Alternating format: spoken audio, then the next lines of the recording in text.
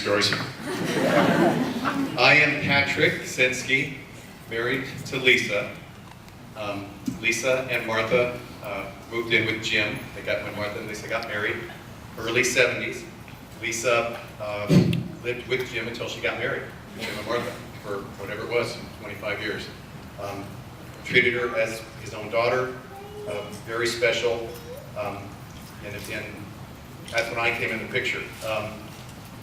My kids are down here at the table, Haley and Riley and Katie. Katie had to fly back to Dallas today for school. And Nikki, sorry Nikki.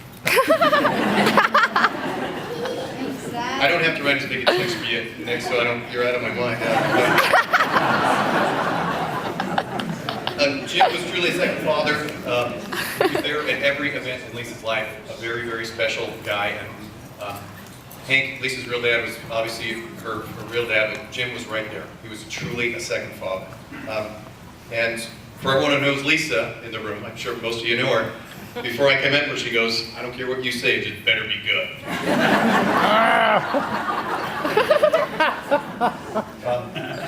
Oh, one more thing about Lisa. She's going to kill me, but all pictures you see around here, she went to all the family members.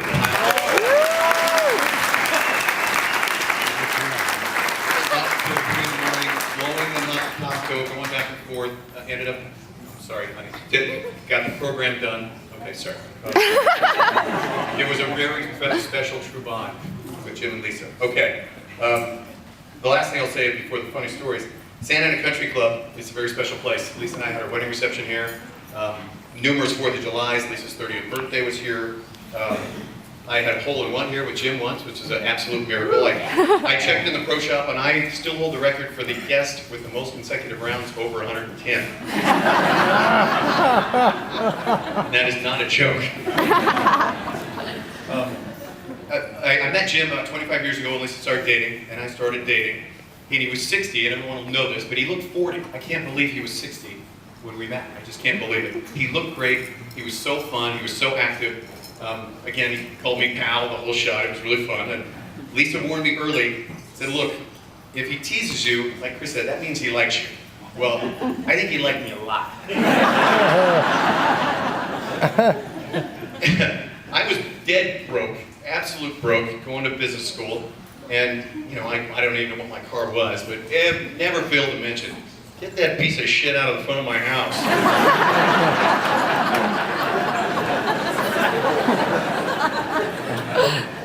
He used to make fun of me, "Oh, Long Beach, oh my God, I can't believe you survived that place." And then I throw right back at him, "Okay, Eagle Rock, I like Eagle Rock too, huh, Jim?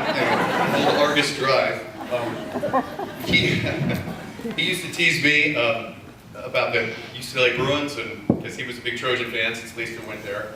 I used to look down on him and say, "Easy little guy, I can see your little see-through on top there, mister." But we got along very, very, very, very well when we were teasing each other. So, a few quick anecdotes. Lisa and I are at Bailey's baptism, going to Princeton, New Jersey.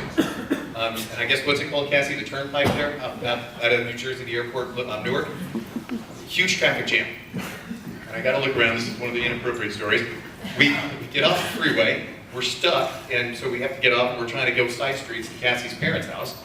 And we're at a signal in New Brunswick. And I don't know if anyone knows where New Brunswick is, but it's not the best part of town. And so, two African-American ladies that are about 50, and an African-American gentleman right behind them, were walking across the street, just right in front of the car, just hit a signal, 2 in the afternoon. Jim looks at Lisa, Martha, and I and goes, "We are in deep shit now." I hear the doors all locked. It's 2 in the afternoon! Should we just put our wallets on the hood and all run as fast as we can? Another funny, I'll go through these quick, but I don't want to cheat the stories out of this. Lisa lived at home until we got married. So we were dating, and I would stay over sometimes. I'd be in the downstairs dungeon trying to cope, if you guys remember. And she was upstairs, and Jimbo must have got me up and downstairs one time. So we were at breakfast, Jim and Martha, and Lisa and I, and he looks right at me and he goes, "Hey pal, you don't have to do the trickery up and down the stairs anymore. I'm like, her mom is right here. So, okay, thanks, Jimbo. Works for me, and my girls, we were already married at that point.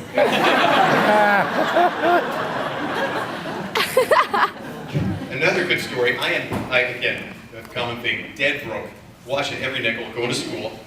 And Jim and I, it was probably after a dinner or something, and of course I tried to feebly go for my wallet with the alligator arms, you know, and he's going easy, easy, and then we get back home and he looks at me and he stares at me, he goes, you know something, pal?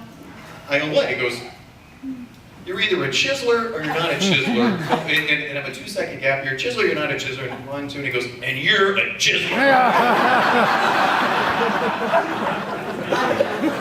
But he would, as you guys know, he would never let anyone pay for anything.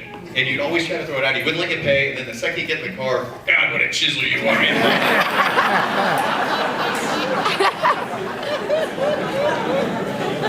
Okay, this is a father-son story. Sorry, Jimbo, if you're in this one. It happened right here, or the part 1 happened right here. Jimmy is in junior golf, 7 years old, throwing him out in the driving range during the summer. And all the kids are lined up at the driving range, and he hits a wicked skull right at a small Asian boy right in front of him. Hits the kid in the back of the head. The kid goes down screaming, and no one knows why. It's like he got shot by a sniper. And the kid's screaming. Now, and everyone's running over, what happened? And I go, well, Jimmy, what did you do? He goes, what do you think I did? I picked up my bag and I went down there. So, fast forward, this is the truth, absolute truth. Jim is telling me a story, and if you can, I'll try to imitate Jim as best as I can. He goes, you know, pal, I was at, I don't know what golf course, maybe at La Quinta, it was somewhere where the path came along the side of the course. Maybe it was La Quinta.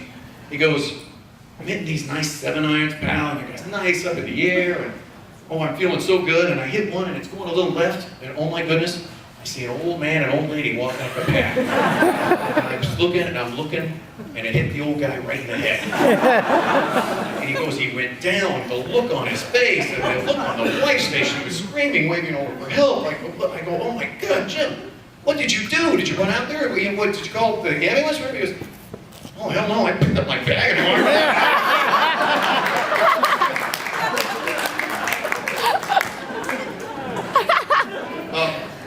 I'll kind of wrap it up. I'm taking too much time, but it's very rare when you, and I'll speak for a little bit, but it's very rare when you grow to love your in-laws as much as you love your own parents. And Jim was in that category. I loved him like he was my own parents. Obviously Martha and Hank too. I am very, very lucky to have great in-laws, and Jimbo was a huge part of my life. And so, in closing, one final story, and I'll wrap it up with a toast. Lisa and I come to Lisa's place, I should say, when she's living at home. And it's after, I think it was after a football game, we get there at about 8 at night, it was a day game. And Jim, I think he's got the blue robe on, sitting at the kitchen table. China Cove, if you can remember that China Cove kitchen, brown kitchen table. But Jim, what are you doing? Where's Martha? Where do you go? He says, oh, pal, Lisa, your mom's pissed at me again. I go, well, what happened? Well, she wanted to go to the movies. I don't want to go to the movies. Well, why is she not? You know how women get. She's all pissed off upstairs, so I'm down here. I didn't want to go to the movies. And he looked me down, he goes, can't a guy do what a guy wants to do? So, hold your glasses up. This is a toast to Jim, and I swear to you, this is the guy who did whatever he wanted to do. And so, Matt, you want to...